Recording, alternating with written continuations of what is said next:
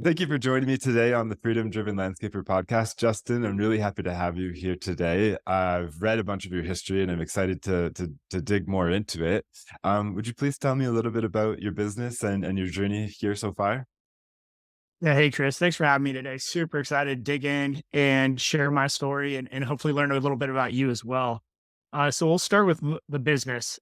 So I run a company called K&D Landscaping. We also have a brand called K&D Water Management. Our landscape division is design, build, and maintenance. Primarily on the maintenance side, we're commercial focused. We do some high-end residential, primarily commercial maintenance and HOAs. On the design build side, we do high-end residential 50%, and then the other 50% is bid build commercial. So think Amazon warehouse, hotels, hospitals, stuff like that. And on the water management side, it's a new brand we started in 2021 actually, and it was a need out of the drought and the need for professional irrigation services. But beyond that, actually managing the water and adjusting controllers and so forth. So all in all, we did about 13.5 million last year, and we're clocking in with about 120 employees. We're focused on some major growth this year, shooting for 17.5 million top line revenue. And that's kind of the game plan of our company. And our purpose is to raise the bar in the landscape industry. So we're really focused on trying to elevate ourselves, elevate our professionalism, and really set a new standard for landscaping, give back to the community, and all that good stuff.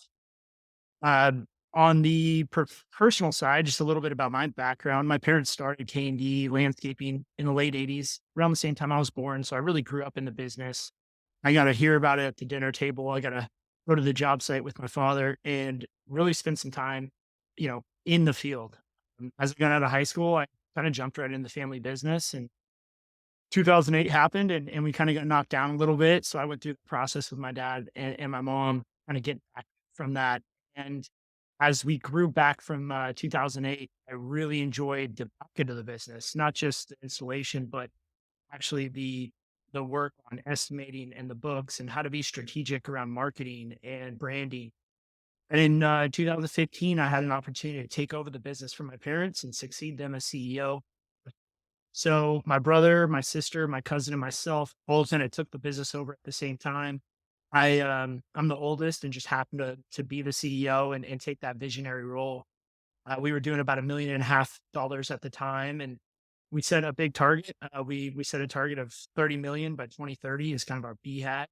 We created some core values and created raise the bar as our purpose, and we just started going.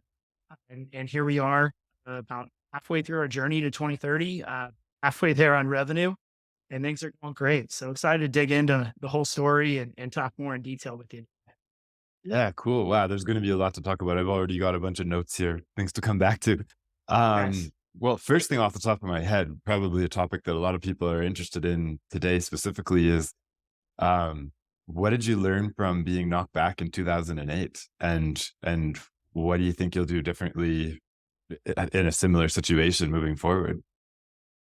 Well, I think like a lot of folks that went through that, they realized maintenance is what kept us going because the construction, especially the residential sector, I just grinded to a halt. The other thing that kept us moving was our government contracts as far as prevailing wage installation work. We were doing a lot of schools and government facilities, not just maintenance, but also on the install side. And what we found is those projects were already funded and moving forward. So because they were in contract in 2008, we actually had work into 2010 with some of those projects as the landscaper comes last on the job. So that was really nice because as that maintenance helped us make payroll and get us through. Although we did construction dropping off, we cut from maybe like 1.5 down to about 850,000 in 2008. So it was a pretty petty hit. We had maintenance to keep our core employees going, and then we had a few jobs that kind of, kept a few of the construction crews going.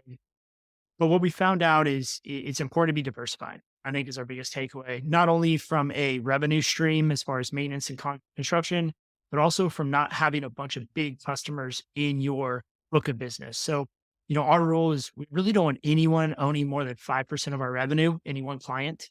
And that goes for property management companies as well, because it can be acquired or who knows what goes on. So we had some big clients and that took a hit. And so since then, we've really tried to build up. And as we've gotten large contracts, we've worked really hard to balance that out with a bunch of other, five to $10,000 contracts, to make sure we're just not heavily weighted in one way or another.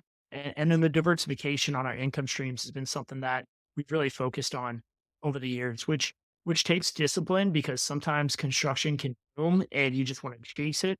But we kind of have some parameters that we hold back in some situations to make sure we don't get too lopsided on our income streams. Yeah, it makes a lot of sense. I mean, it sounds like maybe it's one of those things that's sort of easier said than done a little bit. Because I mean, it's tough to pick and choose the work that comes to you sometimes. I know a lot of companies out there, they take what they can get, so how does that look in terms of tactically? Like, are you saying no to huge deals because of that? Or is it like, if you do accept them, you're realizing that it's a risk? And the other thing that comes to mind is, putting an install employee onto maintenance might also not be the best way to keep them around. So, like, how does that all work? Like, is it? I guess kind of what I'm wondering is, Yeah. there could be an angle to strategically cutting back the business during a downturn and then building back up again after, versus trying to push through. But I don't know which way would be which way's better, which way makes more sense. So a couple things I'll unpack that. First is it's very hard to move a construction employee to maintenance because the pay structure, they're most likely making more, you're charging more. But if you can sit down with them and keep your key employees, which we did, it goes a long way, but they get cranky, pushing a lawnmower. So you really got to work with them and keep them tight. But you also, you you gotta you gotta cut hard, cut deep, and cut once, I believe, when you're going into a recession. So when you see your numbers falling and you see your revenue dropping down, you gotta really assess the situation and you gotta cut back on your costs immediately as quick as possible. It was one of our mistakes we learned was keeping people around too long. My dad had a lot of the employees working on his house and thinking this was just a few month kind of thing. And that hurt us financially and cash flow wise. So I think you got to cut back, you got to cut hard, and you got to get profitable no matter what situation you're in immediately. Depending, of course, on your cash flow and your investments and everything else. Maybe you can weather the storm. What's your long term model? But for us, that's kind of the mindset that we have now adopted. Which luckily we haven't had that situation yet since 2008. As far as so we got the picking and choosing of these big contracts, right? And not getting lopsided in your book of business. We recently closed a really large HOA and it immediately was going to be about 10% of our annual income for just the maintenance sector, right? So it kind of was not that 5% rule. And so what we do is we boosted up marketing, boosted up sales and said, all right, we're not going to say no to this client. But what we're going to do is we're going to go sell the heck out of things this quarter and close another large contract or a few of the additional small ones to offset that, basically bringing the total bucket size up. So the percentage of that large contract eventually becomes 5% of total book. So we don't really say no to anything. Basically, if you land a big contract, I just tell our sales team that it's time to work because we got to offset that and we don't want them to own our business. Okay, that's really smart. Yeah, that makes that's you move the goalposts rather than, yeah, blocking. Yeah, that, Exactly. yeah, cool. So, sorry, go ahead. Yeah. Well, I wanted to ask you on this because I know your background and where you're at right now is a lot around marketing. And I feel you have to have such a solid marketing plan if you want to be able to execute this plan I'm talking about. So maybe you could just share with me a little bit about, your marketing background and kind of the things that you see work well and maybe don't work well in the landscape industry, because we are such a specific industry when it comes to marketing. Yeah, for sure. Well, you took the question out of my mouth. I was going to ask you that. We'll come back around. Yeah, Yeah. there's I've spent a lot of time thinking about what makes these businesses work and what makes them not work, and I've spent a lot of time digging through a lot of companies' data to actually see what's working and not working, which is a little bit different than people's opinion sometimes. When you scroll through Facebook and everybody Yep. knows what's up, and then you look at the data and you're like, bit different. But yeah, the ability to command the attention that you're looking for is the key, I find. But like, the foundation of that is knowing what attention you want in the first place, as opposed to just like whatever I can get. There's a saying I always say, anybody who's listened to me long enough has heard me say it a bunch of times, is this idea of you don't actually know the market, you know the market that you're attracting to yourself. And that was something I learned a long time ago. Was I thought that when I was running my landscaping business, I thought that my market was kind of like, like nobody really wants to pay the big bucks for it, and the margins aren't great, and it's the low ballers are killing us. You've heard the story. Uh-huh. um, and then it came to a boiling point where it was like, maybe this business isn't really worth running. There's other businesses that are going to be easier. Um, I had the additional problem of the seasonality in Canada with the snow, and that's a whole nother story. But Ooh, I was comparing myself with some businesses in Texas, and I was like, these guys, it seems much easier for them. Like, what am I doing wrong? And so um, we did this exercise where we tried to look at what could we do to increase the perceived value of what we were offering without increasing costs, and then by extension of that, raise pricing. And so that was a bunch of like client surveying and stuff like that, and we got a bunch of conflicting answers. But then when we filtered the answers by the client profitability, then they became clear. And so what we did was we took the most profitable client responses to what they wanted, literally copied word for word to get like the messaging exact, put that into our marketing, and then there's not really a nice way to say it, but kind of excluded the bottom yeah. 20%. So whatever they wanted, we weren't so interested in it. And the big difference was the people who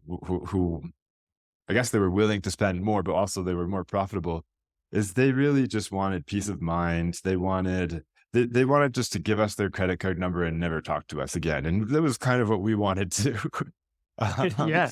and so we figured that out and started realizing that the market that we thought existed was only the market that we were attracting. And then when we changed that messaging, now we attracted this entirely different market. Like all these lawyers and doctors start coming out of the woodwork, and it was like, okay, all right, so there is something to this. And that was really the beginning of when I sort of fell in love with marketing, when I realized the power of that, where it was really a fundamental shift in my perspective of business and everything. Because yeah, really the market that I thought existed was only the market I was attracting. And so I say that a lot to people. And so first part of it's positioning, but then after that, it's getting the message out there. And for that, I've never found anything better than Google Ads so far. Just with Yeah. your ability to pick and choose who exactly you want to be in front of, and the data that they give back to you as to whether or not you're accomplishing that, there's nothing that comes close to it. With SEO, you can't control the Google gods. You don't know whether you're going to be Yeah. ranking exactly in your territory, and you can't hide your messaging from the low ballers. You know what I mean? You don't have that control. So by combining the right positioning with the pinpoint targeting that you can get with paid search, and also the idea of being paid search is cool because you're in the right place at the right time. So that's kind of I guess, kind of assembling this idea as I go. But if it was three legs of the stool, it's sort of the targeting, the positioning, and then uh, the the ability to control it. So the ability to pinpoint who you're putting that targeting and positioning in front of. And then with that data too, there's some amazing things. Like one of my favorite parts of the Google Ads is, well, two big things are the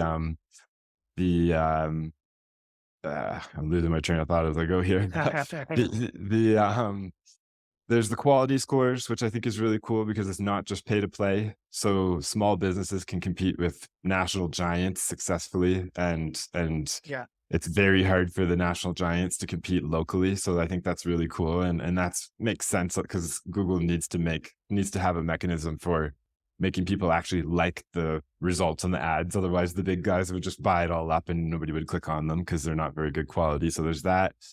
And then, oh yeah, the other one is the impression score or impression share. And a lot of people aren't aware of that. It's what percentage of the people that are in your market that are searching are we even showing up for? And so when we know that, that gives us a real lever we can pull, because if we can sit there and say, hey, w- of our exact ratcheted down audience that we're trying to get in front of, we're only hitting 20% of it, at our current Yeah. spend. Okay, cool. We can maybe not 5 times, but we can 4 times that without running out, without the costs going up. And that's what I think is really neat that you can't do with most other channels is you can turn it up and down. So exactly like you say, if you're in a position where you're like, okay, we got a big deal, we need to dilute it, where do we go? Okay, let's do Yep. SEO and wait 6 months. No, that's not going to do it. Okay, let's do social media. Cost of acquisition is super high on social media. Social media is great for branding and reinforcing that positioning once you've already kind Yep. of captured somebody's attention.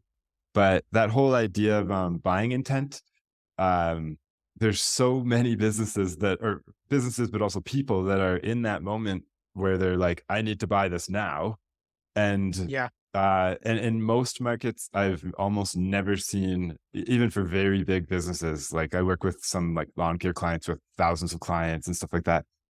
They're usually at like 20-30% of of their impression share. So it's like, I don't know. I think that's really cool because that like the only time when it makes sense to, well, okay, I'm kind of dancing around, but when you're in the right place and right time for somebody who's looking to buy, that's the least amount of energy it takes to convince somebody to consider you, compared to Yeah. on Facebook where they're wanting to relax or something and you're having to like convince them. The more energy that goes towards convincing, the higher the cost of acquisition, essentially. So by being right at the right place, right time, it's like the laziest way sort of to just be like, hey, we'll do it. And you're just like, sure. And then you're done, as opposed to being like, well, want to consider us and we'll, spend tons of money convincing you over time. So yeah, there's a bunch of stuff there. But I would say Google Ads right now is the most powerful way that you can get the right message in front of the right people and be able to control the volume and have like a real, like, you can do it on a daily basis. If it's like, okay, it's like turn it up, turn it down. I never say to turn it off, but um you can really modulate. I guess I think marketing should modulate for the company's growth. So if you see sales are like this, to me that means that marketing is probably flat. Marketing Yep. should be going like this to keep sales flat.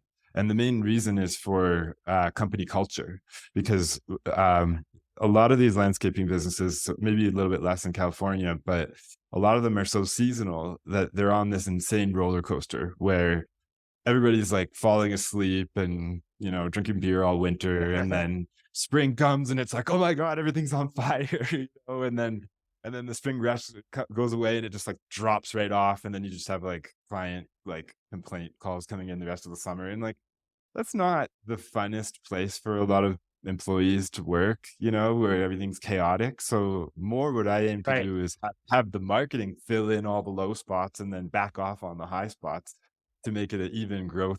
Like I found that if you're managing a business and you're trying to convince your employees to handle this roller coaster, basically you just train them to hate growth because they're like, oh, Yeah. really? We're going to turn the ads Yeah. on again, and people are going to call like crazy. This sucks.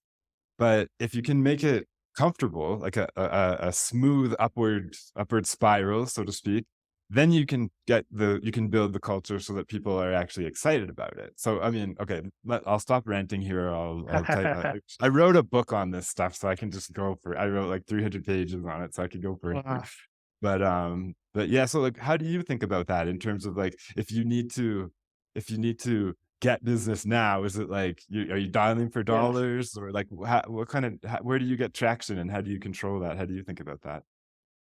So, oh, I'm like taking notes, racing right now because I'm 100% in agreement with you. Google Ads is huge for us, and we continuously up our spend on Google Ads. And what you hit on, which I think is so important, so many landscapers fail to realize, is not all clients are good clients, and not all revenue is good revenue. And the sooner you realize that, the sooner you're going to get more profitable, the sooner your team is not going to hate the phone ringing, the sooner you're going to get your growth goals. And I got to say, like, for everyone listening who's under like a million, under 2 million, you kind of just have to say yes to everything and grind it out. But once you hit that 7-figure mark and you're making a million revenue top line, a million a year, you really have to start thinking about who are you saying yes to. And I think the most important thing we do at K&D is a qualification process. And our script, when a client calls, we get 15 to 20 calls a week, maybe more, right? So we're getting 4 to 5 a day. And it's really important we immediately screen the ones we want to work with and the ones we don't, because the ones we want to work with, we want to move them through the pipe as quick as possible because they're in a buying mentality in that moment. I always say residential clients, like they have been talking to their husband or wife for the last 6 months, maybe 6 years about this project.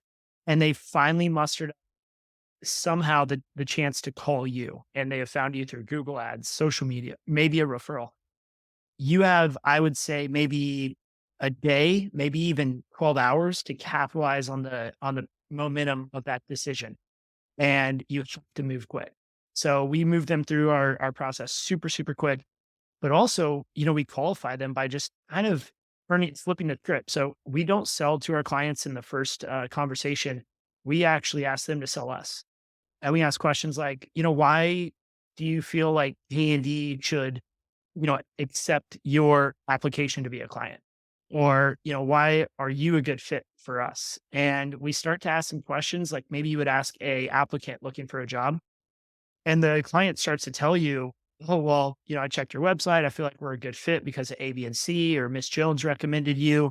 And she said you did a great job. And, then we're kind of like, well, what's the goals of your project? And are they similar to Miss Jones? Because we do have a very specific process. And, depending on what you're wanting, we may or may not be the right contractor for you. And this wholly totally flips the process on them. So, that I think moves the conversation to a point where we're having a partnership conversation than us trying to sell ourselves to them. And now, of course, once we get on site and we meet with them, we explain who we are, the value proposition we bring, and kind of have that conversation around pricing and budgeting and stuff like that to try to get that out of the conversation. But I'm getting a bit ahead of myself. I'm kind of talking about the once the client calls. Let's go back to action and marketing, right? So first off, you mentioned it. You got to target who you want to work with. And if you're just targeting landscaping and that's your SEO focus, you're just going to get everyone under the sun. But if you're targeting high-end landscape services or professional landscape contractor, right? These certain words that you can not only SEO, but you can Google ad. And so when people are searching these words, boom, you're popping up as an ad. Plus, you're popping up as maybe like the top Google guarantee, which is a cool new feature on Google. Plus, you're like the top local guy or girl or company with the most reviews. It's this triple threat that you have on the Google. Then you mentioned the brand, what would we call maybe brand confidence, right? So, all right, you come up on the ads, you come up in SEO, they're liking what they're seeing. Let's check this company out on social media, right? So they go and look and they see that you posted 2 hours ago and you posted yesterday and the day before. They're like, wow, this person's on it. Versus maybe a company that their last post was like April of 2020 when they thought that COVID was going to just steal their lives, right? And then they go to your website and they see, wow, this website's done up. Nice. Like it looks like this picture right here is from last week. Like they updated their website constantly, and they just posted a blog yesterday, and they got a link to this new state mandate about drought tolerant landscaping that came out last week. Like these people are on it. So we call that like the brand confidence and building this ecosystem of trust before the people even pick the phone up. Why? I believe in spending heavy in marketing for a company that's wanting to grow. If you want double digit growth, you need to spend a minimum of 2% of your top line on marketing. That's not including your marketing salary or your marketing consultant. So this is literally paying for Google ads, paying for sponsorships, paying for whatever else your marketing is going for. But yeah, we're a big believer in marketing. And as we're talking, I'm sure a lot of the listeners, Chris, are thinking like, well, that's all great, but I've got to go run the crew. Like I got to go lay plants out this afternoon. Like how the heck am I going to learn all this stuff? And uh, I say it's all about hiring a coach or a consultant for marketing. We hired our marketing consultant in 2016, and we're still with him today. He's a local guy here in Salinas, and he does great for us. So, you know, kind of building on this, how do people go about maybe selecting a partner on the marketing side to work with, especially those companies that are, 1 to 3 million. They don't have the budget for a marketing director or a marketing assistant. what would you kind of say to those folks thinking about how to put in action what we're talking about today? Yeah, it's a really good question. My answer is super biased. The book I wrote is mostly designed to empower people to be able to manage marketing. So it's not such that they Yeah. necessarily need to learn all of it, because I actually don't think if you're really small business, you probably should do it yourself, or do it in house. And then if you're a really, really big business and you want to have a in-house marketing department, sure, that works well.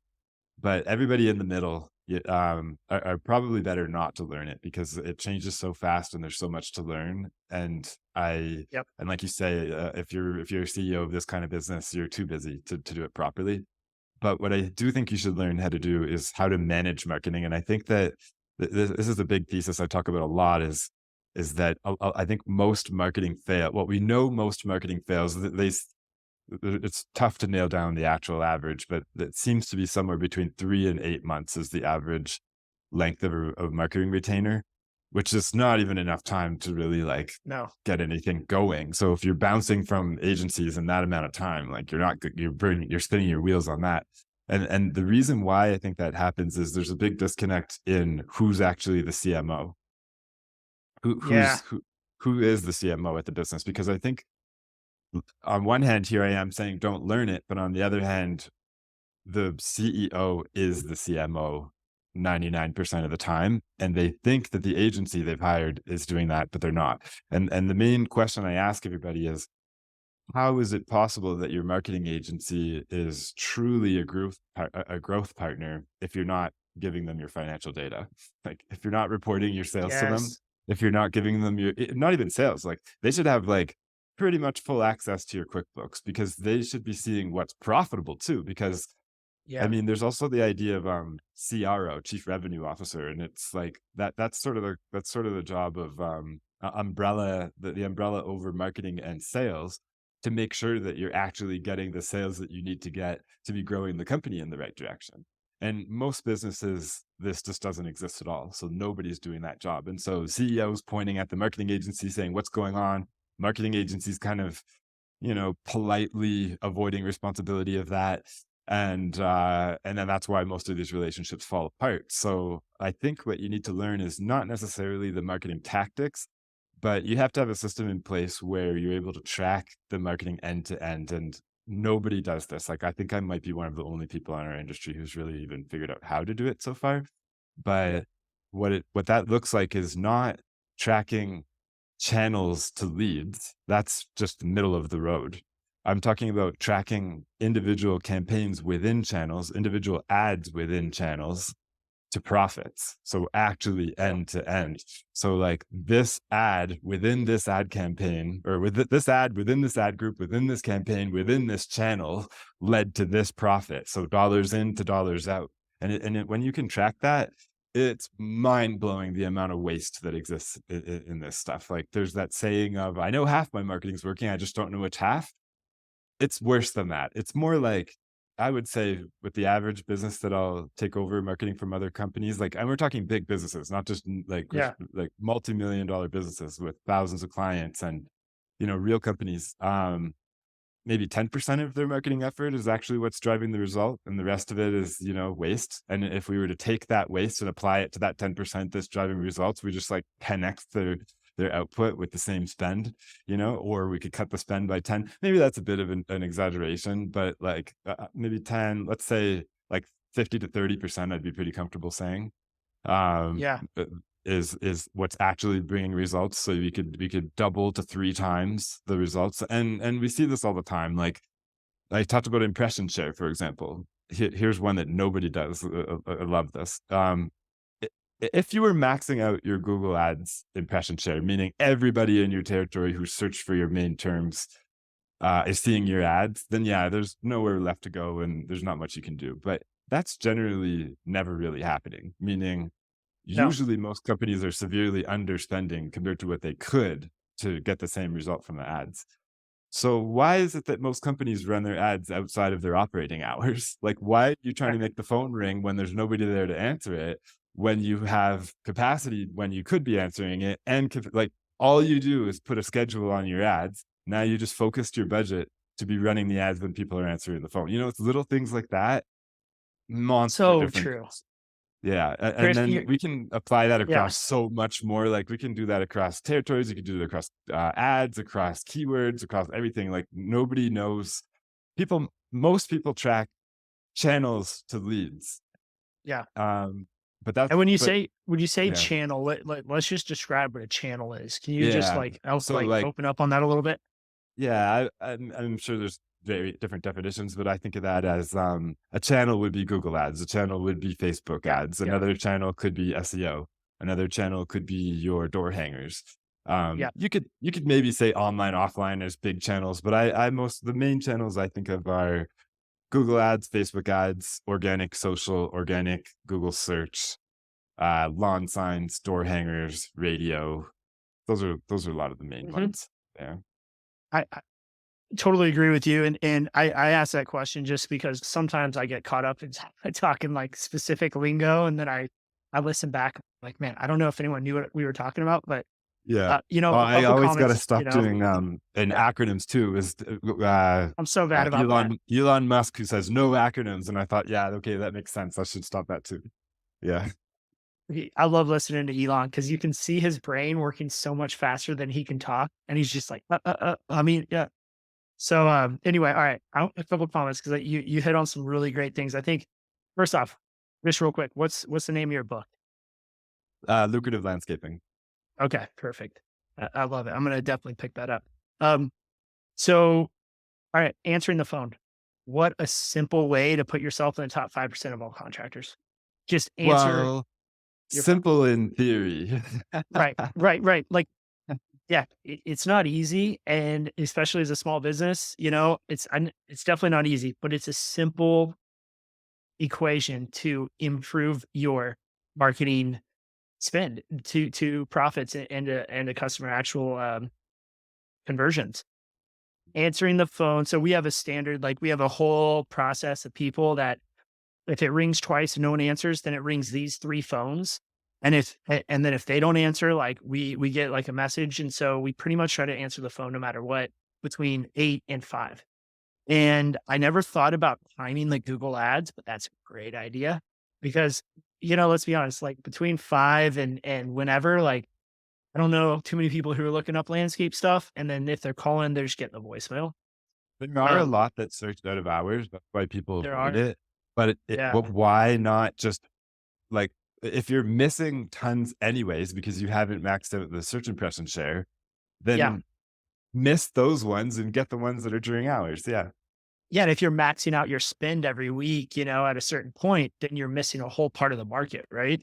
So I think budgeting how much you're going to spend on ads is probably another conversation to dive into. But I think part of this too is having a good software to run your business on, whatever that is. I mean, there's so many new options popping up, and when we switched, we had so much more clarity on profit per customer. And once you can get profit per customer, profit per property of that customer's book, and so on and so forth, you start to realize that a massive amount of your business is not making you any money. Yeah, And I would say, 10% of your client base is making, 80 to 90% of your net profit. And when you can break down your actual hours from not only your crews, but your project managers, yourself as a CEO, your finance team, your HR, like everybody's spending so much time on your non-profitable clients. And the profit clients are the ones who hardly bug you. They're the ones who appreciate the value. They're the ones who aren't going to beat you up on change orders. They just understand what they're getting is good and what you're delivering is a value proposition. So knowing your profit per customer, which if you're just using QuickBooks is almost impossible, I think. But once you get into the higher level softwares out there, you can start to drill into that.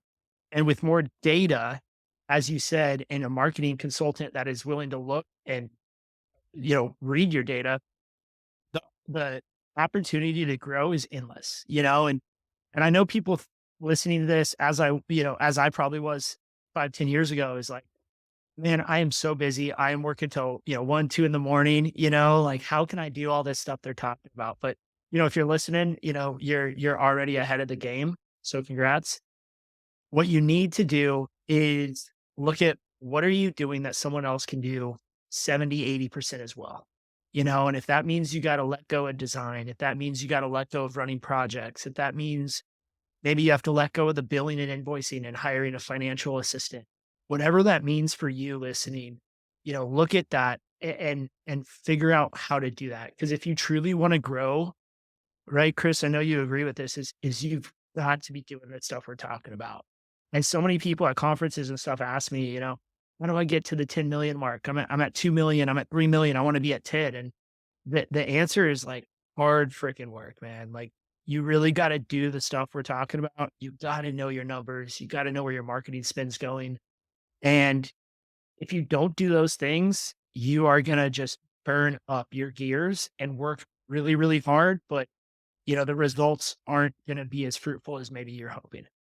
Yeah. The two things to add to that that come to mind, I love what you said, is the first one is I thought I knew my numbers when I first, like, before I actually had job costing set up. And I was doing a lot of the labor back then. So, like, I was on the properties. I knew how much time they took. So I thought I knew who my profitable clients were and who they weren't. And so here I am, like this jerk, telling these little old ladies, like, no, like, we can't do any more for you, or we have to raise the price. And then there's other ones that were like, yeah, sure, no problem. We'll do tons of stuff for you.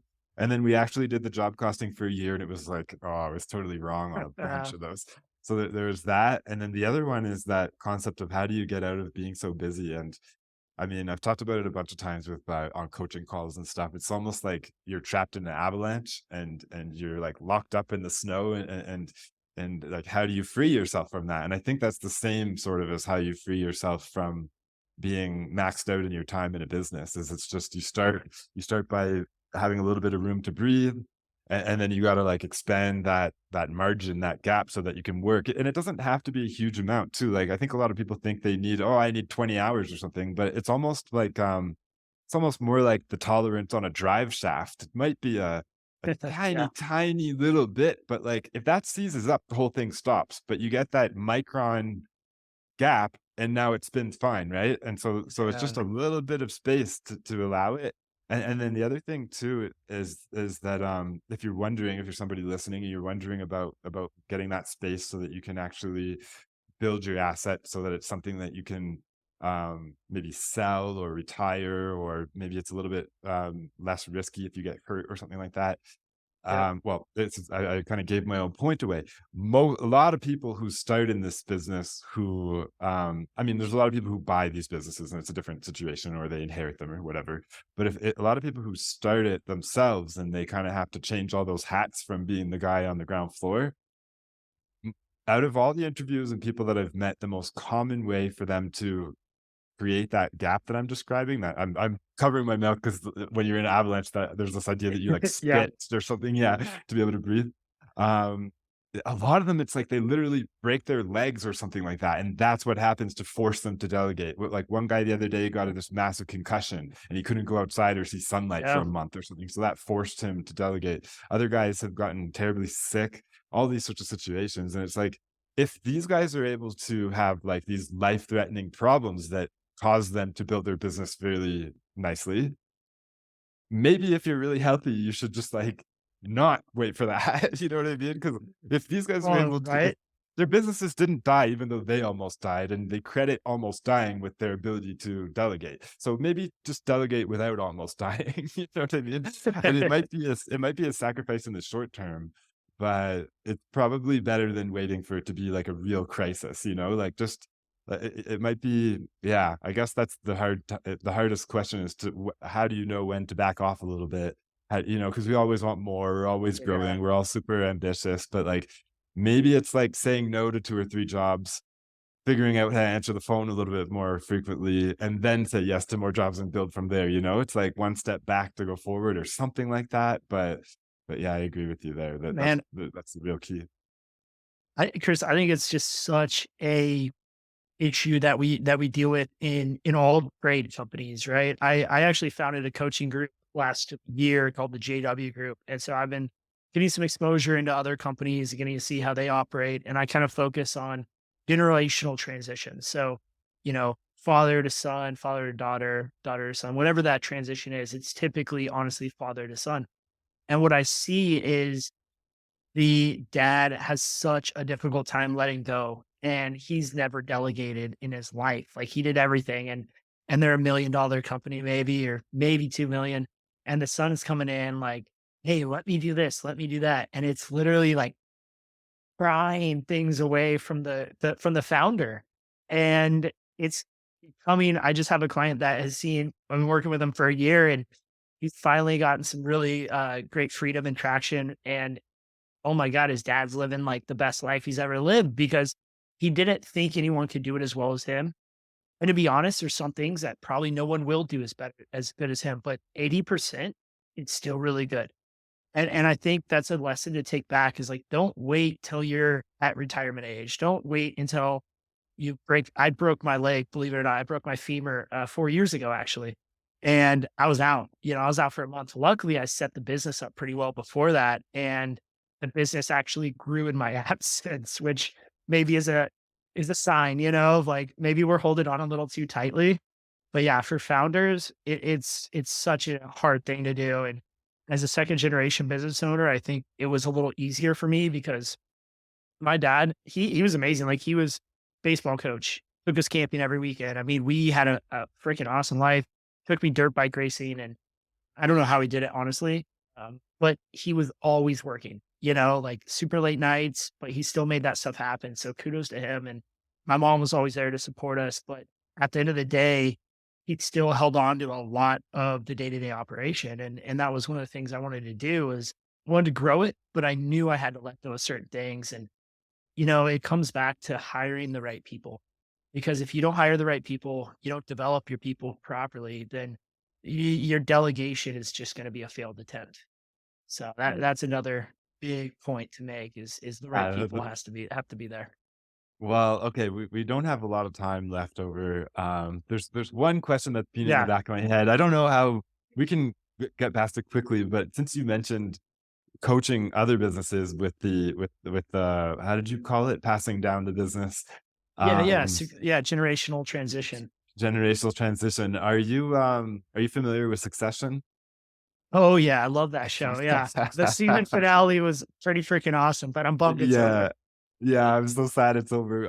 So I don't know if it's appropriate to ask, but did you have any Succession vibes when you were taking over the business? Yeah, man. I mean, I'm an open book, right? And so in 2015, after 30 years of marriage, my parents got a divorce, and it was great. They helped us get out of the house. Everything was positive and successful, and they decided kind of mutually to go in their separate ways. And I think they're both happier for that now today. But it gave this, I mean, total Succession vibe, right? Of like kind of a toxic couple months, maybe a year of that transition. My mom did the books, my dad ran the ops. I was kind of helping out here and there. And as we went through this, it was like ownership and breaking up assets and like who's going to run the day to day and like who's going to do the finances. Cause my mom always did that. So was me and then my cousin Jessica jumped in and she's been great. She's always ran the finances since. And, you know, as we went through that though, like me and my brother were arguing and I my was gonna ask sister and if your siblings were interested in being involved too, yeah. yeah. So as of today, the ownership team is my dad, my brother, myself, my cousin Jessica, and my sister Kelsey. So there's five of us. And what's funny is we actually have a board meeting this afternoon.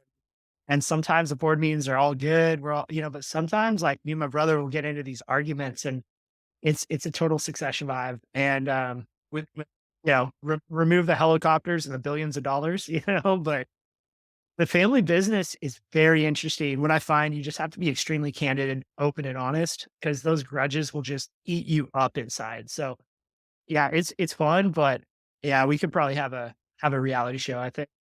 I mean, do you have a way for or is there somebody who gets to make the call at the end of the day? Because I've worked with businesses that have like I worked with one company that had two brothers owning it, and it um I should clarify it. for any of it's not a current client because I do have other clients that have brothers, and I'm not talking about you if you're listening to this. But long time ago, I had a client with two brothers running it, and they didn't agree on anything, and it totally sucked to work with them because every Oh step of the God. way it was just like that neither of them agreed, and then nothing ever happened, and it was just it. I've almost wondered if I would like to work with siblings moving forward after that experience. But like, what would you recommend for somebody in my position? But also, have you guys found a way to like? Is there somebody who gets final say, or how do you keep a company Yeah. moving with so many decision makers? Yeah, So I'll try to answer this super quick, but we could talk for hours on family business. First, you have to have a hierarchy. Someone has to be the CEO. They call the shots. They take ownership of those calls. And if things go well, you share the ownership with the team. If things go bad, as a CEO, you own that solely. And that is something that is my job. It's my vision. I'm the CEO. At the end of the day, I call the shots, but I never use that as a leveraging tool. I really try to get buy-in. But at the end of the day, you do have to make the decision as CEO. But we try to define and how to say separate the duties of employeeship and ownership. And as an employee, you have a title, whatever that is, and that's your title, and that's who you are, and that's the hierarchy kind of like step. As an owner, we can go into a boardroom and talk as a as a group of board members, and we operate the board very much as an investment group or another board would, with percentages of ownerships having final say and majority kind of wins, what have you. But as employees, we show up every day as employees, and we try to act professional and not talk to each other in a disrespectful way, although that sometimes can happen because you're brothers. But we try to make it a positive experience for our team. And, I'll pull him aside after a meeting and be like, hey, man, like, I don't think that was very respectful. Or he'll pull me aside and be like, hey, why are you being such a, whatever you want to say, so disrespectful to me? And we do that privately as much as possible. And then as a team, we try to present ourselves united and not try to contradict each other, because as soon as we contradict each other, now the rest of the team have to pick sides, and that's not fair to anyone. you got some traction by Gina Wickman kind of ideas there. I don't know if you're familiar with We're that. we're big EOS, man. We've been running Yeah, EOS for about 4 years, and anyone yeah, listening, run your company good. on EOS. It's such a no brainer. Like, I don't know how you're not doing that. Yeah, cool. Okay, so I see our time is we have like Yeah. 2 minutes left here. Okay. Cool. Man, this has been a vast conversation. We've a lot of open loops, a lot of stuff we could come back to. Maybe one day we'll do a follow up in a year. So, Love to. um, are there any last ideas you'd like to leave? Doesn't have to be earth shattering. Could be a silly joke, whatever you like. Any last things you'd like to finish off on? So I think the last thing is just I just really, really encourage everyone to have a vision. Have a vision for your company, however broad or defined or specific that is, as a CEO, as the owner, as a founder, whatever your position is. And even if you're not an owner, you're just a department leader or even a project manager, you can have a vision for yourself and your department or your position. But overall, as specifically the CEO, it's so important to have a vision in your company. And I interview so many employees who leave other companies because they don't know where that company is going. And I know sometimes for a fact that that owner does have a plan and they do have but they're not sharing it with their employees and they're not sharing it with the world. So, our vision at K&D is to grow to 30 million by 2030. It's to raise the bar in the landscape industry. And then we have a set of core values that we operate on. I just really encourage everyone, if you don't have a vision, grab one. It can be a financial number, it could be a cultural, it could be an impactful number in the world. Whatever that is, grab onto a vision, hold on to that, and it'll take you to the moon. So that's my big bombshell drop on everybody is make sure your vision's upgraded and ready to share with the world. Love it. Thank you very much for speaking with me today. I really appreciate it. Yeah, thanks, Chris, for having me on. I had a great time. And shameless plug, I'll be speaking at Elevate, actually sharing how to create a 5-year vision. So if you want to come out and go to that NALP event, we'll be there in Dallas, Texas this year in September. So come Great. check us out. Awesome. Thanks very much.